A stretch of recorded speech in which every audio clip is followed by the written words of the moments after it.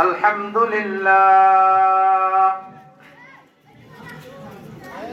الحمد لله نحمده ونستعينه ونستغفره ونتوكل عليه ونعوذ بالله من شرور أنفسنا ومن سيئات أعمالنا من يهده الله فلا مضل له ومن يضلله فلا هادي له ونشهد أن لا إله إلا الله وحده لا شريك له ونشهد أن سيدنا وسندنا وحبيبنا وطبيب قلوبنا ومولانا محمدا عبده ورسوله صلى الله تعالى عليه وعلى آله وأصحابه وبارك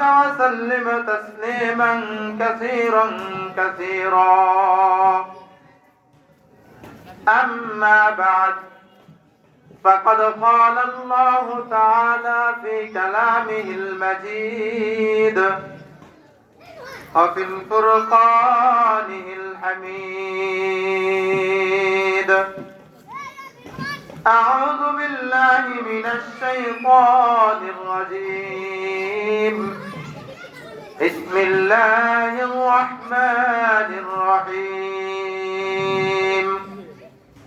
وما من دابة في الأرض إلا على الله رزقها وقال رسول الله صلى الله عليه وسلم طلب كسب الحلال فريضة بعد الفريضة أو كما قال عليه الصلاة والسلام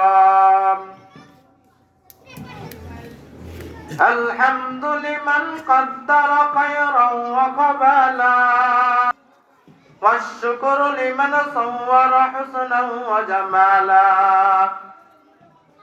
فالفتح مرابر كيفاه كجفاه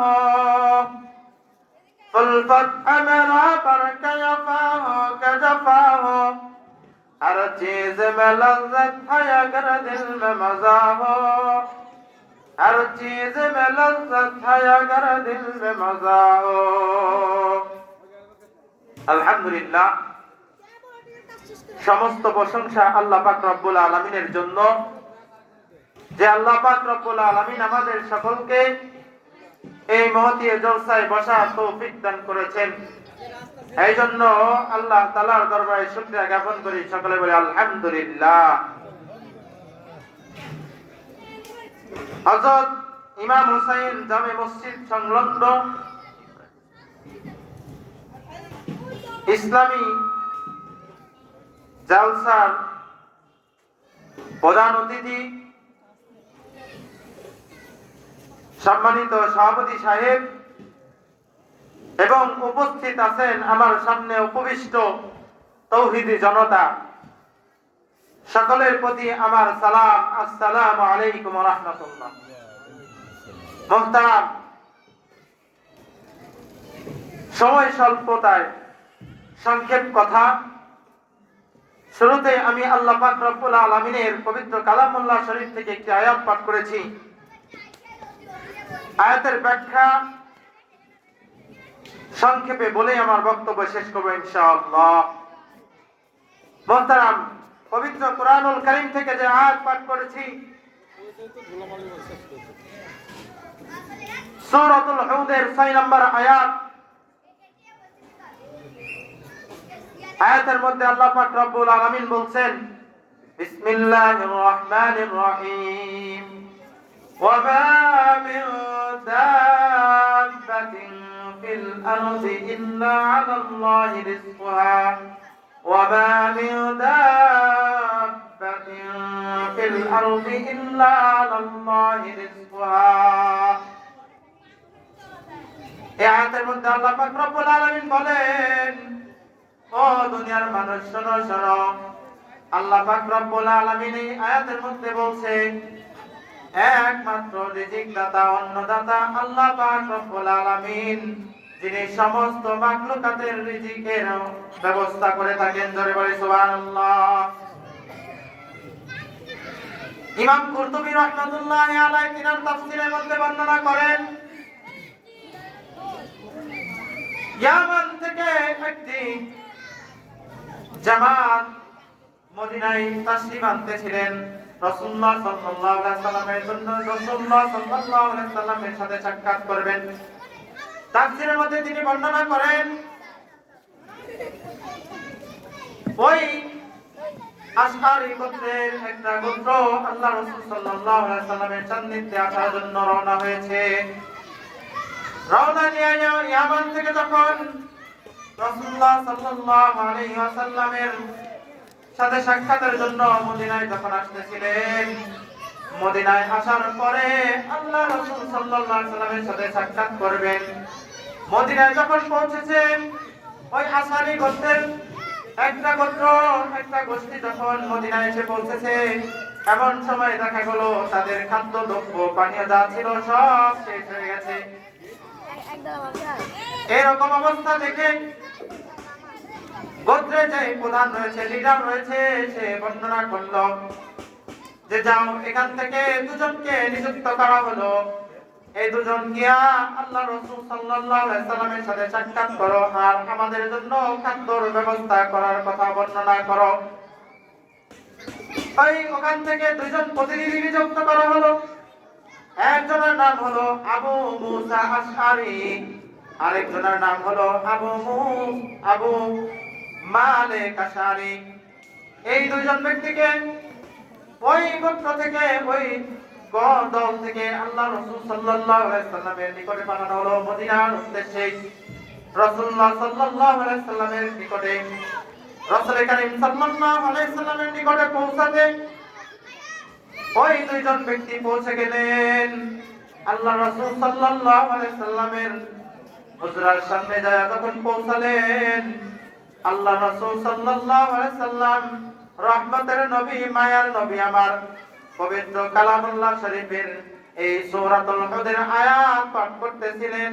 যখন এই আয়াতটা তেলাওয়াত করেছে, ওয়ামা মিন দাব্বাতিন ফিল আরদি ইল্লা আলাল্লাহি রিজকুহা, এই আয়াত যখন শুনেছে, ওয়ামা মিন দাব্বাতিন ফিল আরদি ইল্লা আলাল্লাহি রিজকুহা, এই আয়াতটা যখন আল্লাহ রাসূল সাল্লাল্লাহু আলাইহি সাল্লামের পবিত্র জবান থেকে সুন্দরভাবে তেলাওয়াতটা ভেসে আসতেছিল, আবু মুসা আশআরী, আবু মালিক আশআরী রাদিয়াল্লাহু তাআলা আনহু এই আয়াতটা যখন শুনলেন, শোনার পরে ওইখানে আর দাঁড়াইলেন না, আল্লাহ রাসূল সাল্লাল্লাহু আলাইহি সাল্লামের সাথে আর সাক্ষাৎ করলেন না।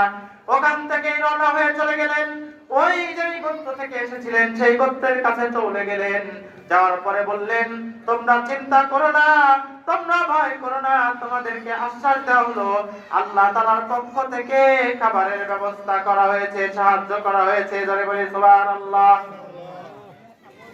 মুহতারাম হাজিরিন, এই কথা যখন বলেছে আবু মুসা আশআরী, আবু মালিক আশআরী রাদিয়াল্লাহু তাআলা আনহু, এই কথা শোনার পরে গোত্রের যখন সমস্ত ব্যক্তিরা মনে করেছে নিশ্চয়ই আল্লাহ রাসূল সাল্লাল্লাহু আলাইহি সাল্লাম এই ব্যবস্থা করেছেন, এই ব্যবস্থা করেছেন, এই কথা মনে করেছে। মনে করার পরে যখন তারা সবাই বসে রয়েছে, দেখা যায় কিছুক্ষণের মধ্যে দুইজন ব্যক্তি খঞ্চা ভরে তাদের জন্য খাবার নিয়ে এসেছে। গোশতের ভুনা, রুটি, খাবার এরকম ভাবে তাদের সামনে পেশ করা হয়েছে। বলে এই খাবার খেয়েও দেখা যায় তাদের খাবার এখনো বেঁচে রয়েছে। তখন ওই খাবারকে তারা পরামর্শ করে আল্লাহ রাসূল সাল্লাল্লাহু আলাইহি সাল্লামের কাছে গিয়ে গেলেন।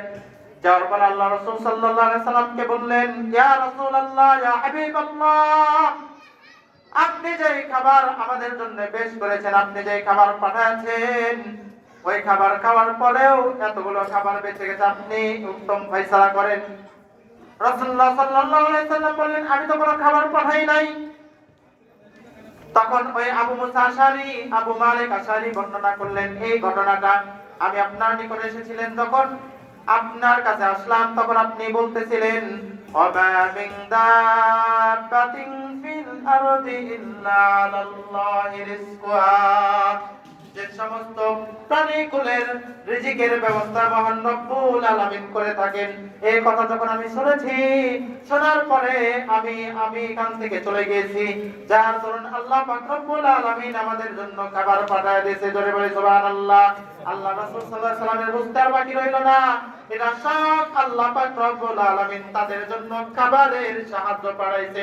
ঠিক কিনা বলেন? যখন খাবার পাঠাইছে আল্লাহ তাআলার পক্ষ থেকে, আল্লাহ তাআলা কোন ব্যক্তিকে না খাওয়া মারেন না। আল্লাহ পাক রব্বুল আলামিন সবার জন্য রিজিকের ব্যবস্থা রেখেছেন। আমি আপনি শুধু খাবারের পিছনে ছুটি না, আমাদের যে রিজিক অন্বেষণ করা দরকার, এই রিজিকের পিছনে ছুটতেছি, কিন্তু এই রিজিকটা তো আল্লাহ পাক রব্বুল আলামিনের আমাদের জন্য বরাদ্দ করে রেখেছে। আর এই রিজিক পাওয়ার জন্য আল্লাহ তাআলা বলেছেন, আরেক আয়াতের মধ্যে আল্লাহ তাআলা বলেন, ফাইযা কুদিয়াতিস সালাতু ফান্তাশিরু ফিল আরদ, তোমরা নামাজ আদায় করো আর আমার জমিনের মধ্যে ছড়ায় পড়ো, তাহলে আমি তোমাদেরকে উত্তম রিজিকের ব্যবস্থা করে দেব। জোরে বলেন সুবহানাল্লাহ।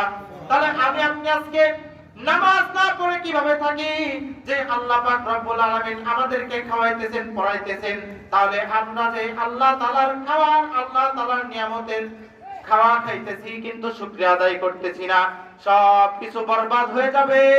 এই চাকরি বাকরি করে কোনো লাভ হবে না যদি আমি আপনি আল্লাহ তাআলার ইবাদত বন্দেগী না করে। ঠিক নাকি বলেন? ঠিক কিনা?